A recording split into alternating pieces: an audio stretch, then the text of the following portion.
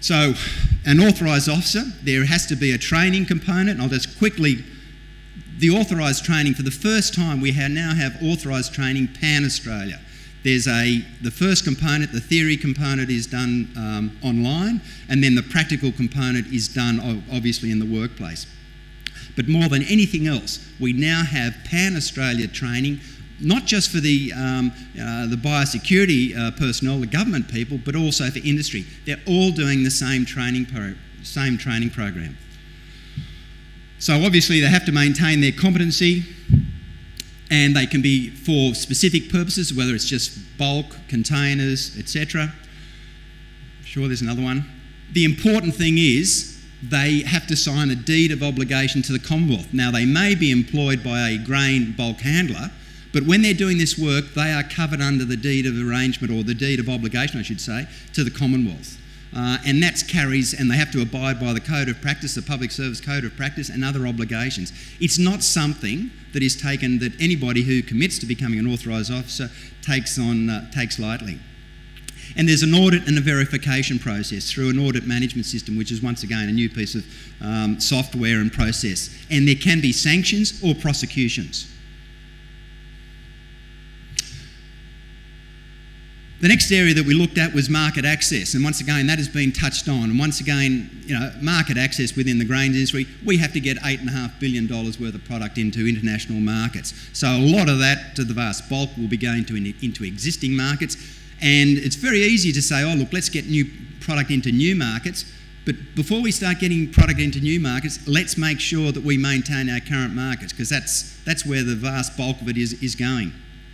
So we have to maintain market access, and then looking at new areas, new markets, and the container trade into Vietnam is a good example of that, going from nothing to about 1 million tonnes now in containers. So what we want to do there is look at improved market access, and that has been achieved through the introduction of a Grains Industry Market Access Forum, where for the first time we've got the grains industry, and not just ABARES personnel, but also Department of Foreign Affairs and Trade, for instance, as well as DAF. And other government agencies, all sitting around the table at the same time. And so what we're doing is we're taking very much a strategic approach to market access. So it's not a knee-jerk reaction, oh, we've got, we're having problems getting cottonseed into the US because of a change of USDA regulations. What are the emerging, we certainly will deal with that as an issue, but what are the emerging ones? What are the potential ones? So if we look at that, and then we want to come up with a prioritisation of that market access projects. And also there's a database that is being built, and I'll have a bit more to talk about that one in a minute. Well, do it straight away. The IT systems interface, harmonised system between industry and ABARES, and once again, coming straight out of Bill 55 recommendation. And what we had there was what was commonly called the PhyTo database, phytosanitary, and it was more or less an Excel spreadsheet that was, give or take, some of it was current, some of it was old, some of it was just completely missing.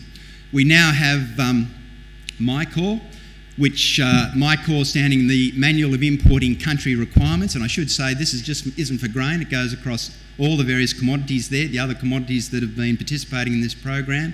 And so if you're an exporter, an Australian exporter, you want to get product out of Australia and you want to get into a particular market, what are the things that you need to be able to meet taking that product into that market? You go to MyCore and that will list it all out for you. And you can look at it before you've even bought any product, entered into a contract, what are the things that I need to be able to abide by? And you go down that and you go tick, tick, tick, wait a second, I can't abide by this one, I'd have to change my handling process. I'd need to buy grain from a particular area of Australia, whatever it may be.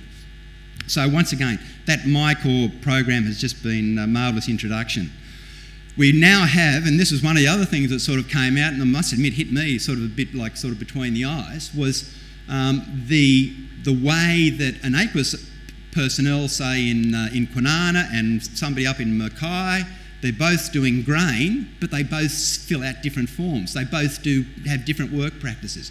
That has now been harmonised, and we are pushing very, very hard for e-certification. So instead of manual certificates or manual forms being filled in, sent down to Canberra, data entry, and then certificates being sent back, we're looking at that data entry at the point by the exporters. Now, that was already in place, but there's a major push now on to encourage people and that to go to exstock, and that is being certainly, and I'll mention it again in the fees and charges, but it's significantly reflected in the fees and charges. And exstock enhancements. Oh boy, I better whiz. Okay, the IT systems and once again increased uptake of electronic certification. The second last one is the financial analysis. Up until this particular program, you know, one of the first questions was, well, how does AQUIS come up with their fees and charges? And literally it was a wet finger to the wind type of exercise. This is the number, the bottom right-hand number. These are expenses. What do we have to charge back up here? You know, cents per tonne, or for the approved establishments. What are the numbers that we can use to make sure that number in the bottom right-hand corner works, so to speak? So the first thing we did was we went through and looked at what does it cost to run Canberra? What does it cost to run a regional office? What does it cost to do an inspection on bulk? What does it cost to do an inspection on container? And out of that fell a model, a very, very sound model, and that model is now but used on the financial analysis. So I won't talk about it. Whoa, here we go.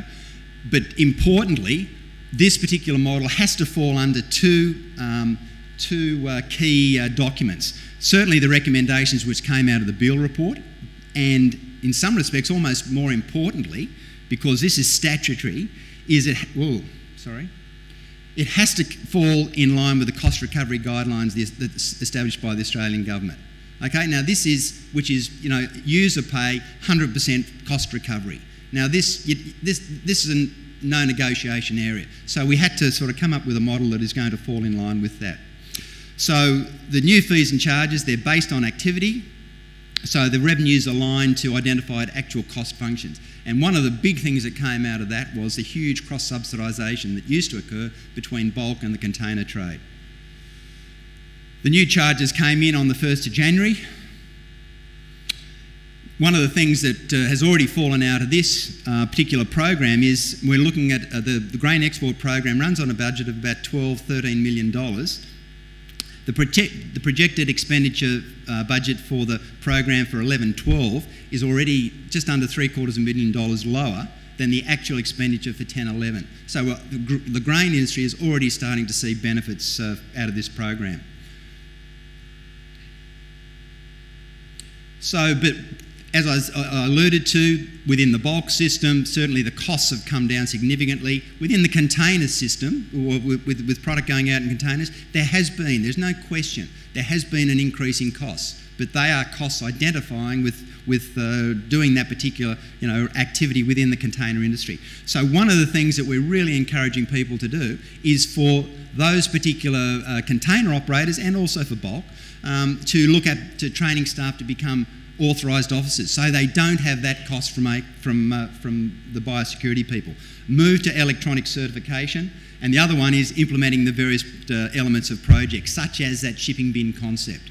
If you start looking at it in that way, the additional costs for the fees and charges for containers don't become an issue again. And the last one is just communication, and much better communication. And with the communication, there was one here in particular, the Grain Industry Consultative Committee membership. Once again, a key element of the relationship between the grains industry, the commercial aspects of the grains industry, and DAF Biosecurity. I can't really stress that one enough, Colin. That's one that we really need to keep working on. And also training for industry. Okay, so the major reform outcomes, legislation, they reflect the contemporary needs of the industry. We now have the authorised officers, which is the new service delivery model.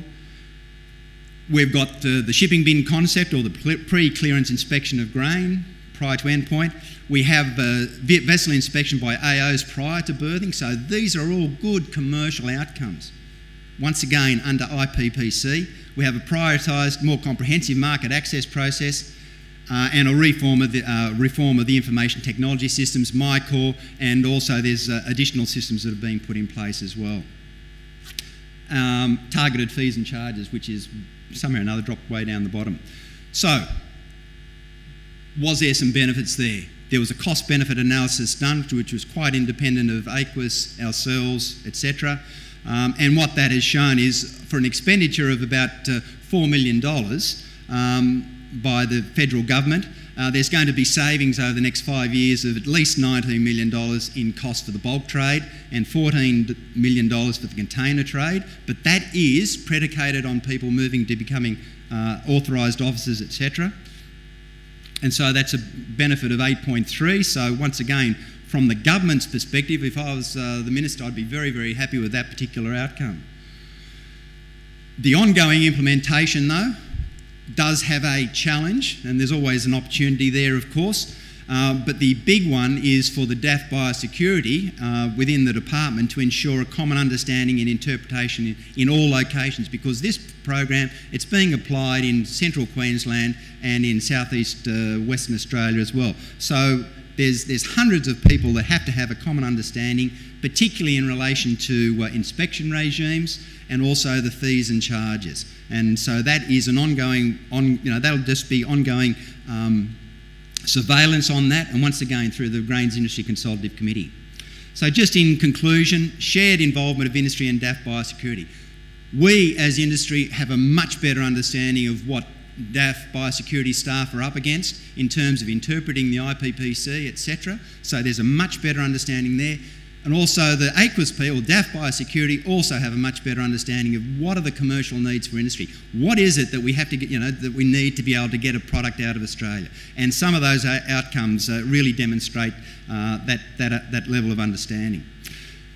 The commercial outcomes, they align to the IPPC protocols, and I believe we now, having talked to counterparts in Canada and the United States, they see what we've done, and I can tell you right now, they look at it with envy.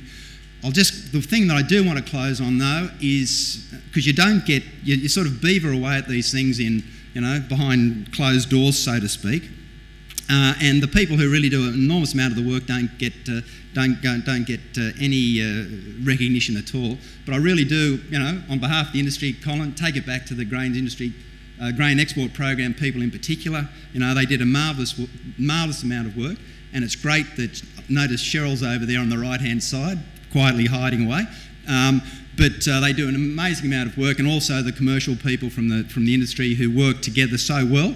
There was a bit of friction, as you would expect, but the outcomes have been marvellous. Thank you.